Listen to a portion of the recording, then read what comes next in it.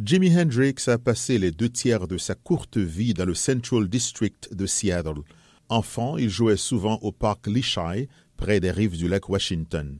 Confronté à la pauvreté et à des problèmes familiaux, il séchait fréquemment les cours et a fini par abandonner l'école.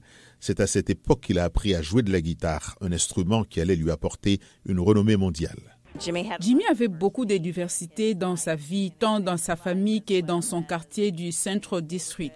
Ce qui, je pense, l'a vraiment aidé à devenir plus compréhensif et aimant envers toutes les personnes et toutes les cultures. Il s'est qualifié de West Coast Seattle Boy. Le musée de la pop culture de Seattle célèbre son anniversaire chaque année, rassemblant des membres de sa famille, des musiciens et des fans de plusieurs générations.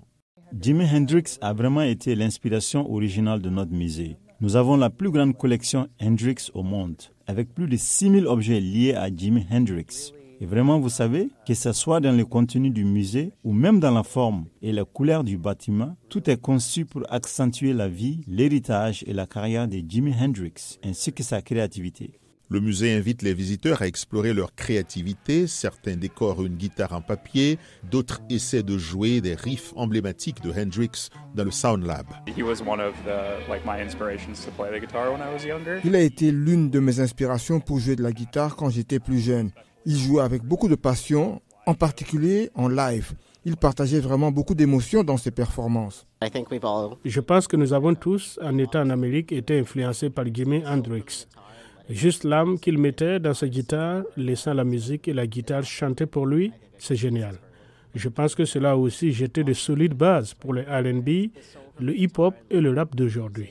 Hendrix était connu pour ses performances enflammées, mais le musicien de blues Taj Mahal, qui a partagé la scène avec lui à plusieurs reprises, dit qu'en réalité, Jimi Hendrix était très timide. Il était très calme, très authentique, très doux. Vous savez, certains pourraient mal l'interpréter, mais non, il était vraiment très réservé. Mais une fois qu'il prenait la guitare, c'était une toute autre personne et je ne pense pas qu'on en verra une autre comme lui. Jamais. Il était unique.